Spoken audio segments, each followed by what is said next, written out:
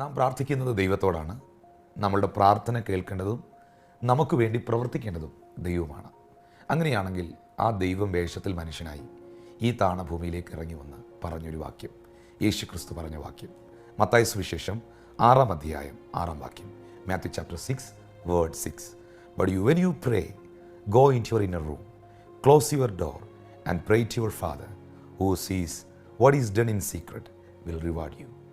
നിങ്ങൾ പ്രാർത്ഥിക്കുമ്പോൾ അറയിൽ കിടന്ന് വാതിൽ അടച്ച് രഹസ്യത്തിലുള്ള പിതാവിനോട് നിങ്ങൾ പ്രാർത്ഥിക്കുമ്പോൾ രഹസ്യത്തിൽ കാണുന്ന നിങ്ങളുടെ പിതാവ് നിങ്ങൾക്ക് അതിന് പ്രതിഫലം തരും.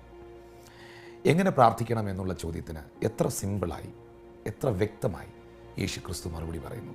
When you pray, go into your inner room. നിങ്ങൾ ആദ്യം ചെയ്യേണ്ടത് ക്ലോസ് ദ ഡോർ ഫസ്റ്റ്. ആദ്യം വാതിലടയ്ക്കുക. Why Jesus said to disciple, when you pray, go into your inner room and close the door first? Because two things. Number one, we are avoiding the distractions. Number two, we are honoring the presence of God. കതകടച്ച് പ്രാർത്ഥിക്കുവാൻ യേശു കർത്താവ് പറഞ്ഞതിൻ്റെ കാരണം രണ്ട് കാര്യങ്ങളാണ്. ഒന്ന്, നാം പ്രാർത്ഥിക്കാനിരിക്കുമ്പോൾ ഉണ്ടാകുന്ന ഡിസ്റ്റർബൻസുകൾ, തടസ്സങ്ങൾ, ഡിസ്ട്രാക്ഷൻസുകൾ, നമ്മുടെ പ്രാർത്ഥനയെ ശല്യപ്പെടുത്തുന്ന ശബ്ദങ്ങൾ, ബഹളങ്ങൾ, ഇതെല്ലാം നാം കതകടയ്ക്കുമ്പോൾ നാം ഒഴിവാക്കുകയാണ്.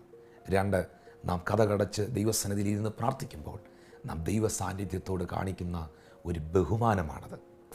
നാം വളരെ പ്രസിദ്ധരായ, വളരെ അറിയപ്പെടുന്ന ഒരു വ്യക്തികളോടും നമ്മൾ പബ്ലിക് പ്ലേസിൽ വെച്ച് സംസാരിക്കാറില്ല. ഒരു പ്രസിഡൻറ്റിനോടോ ഒരു പ്രൈം മിനിസ്റ്ററോടോ മാർക്കറ്റിൽ വെച്ച് കാണാമെന്നോ ടൗണിൽ വെച്ച് കാണാമെന്നോ ഷോപ്പിംഗ് മാളിൽ വെച്ച് കാണാമെന്നോ ഒന്നും നമ്മൾ പറയത്തില്ല. ഒരു പ്രസിഡൻറ്റിനെ കാണണമെങ്കിൽ, ഒരു പ്രൈം മിനിസ്റ്ററോട് സംസാരിക്കണമെങ്കിൽ അവരോട് കാണുവാൻ, അവരോട് സംസാരിക്കുവാൻ ഒരു പ്രത്യേക ഇടം ഉണ്ടായിരിക്കും, ഒരു സീക്രട്ട് പ്ലേസ് ഉണ്ടായിരിക്കും, അല്ലെങ്കിൽ അവരുടെ ബഹുമാനത്തിനും നിലവാരത്തിനുമൊത്ത ഒരു സ്ഥലം ഉണ്ടായിരിക്കും. എന്നാൽ ഞാൻ നിങ്ങളോട് പറയുന്നു പ്രിയപ്പെട്ടവരെ, നമുക്ക് എവിടെ നിന്ന് പ്രാർത്ഥിച്ചാലും ദൈവം കേൾക്കും.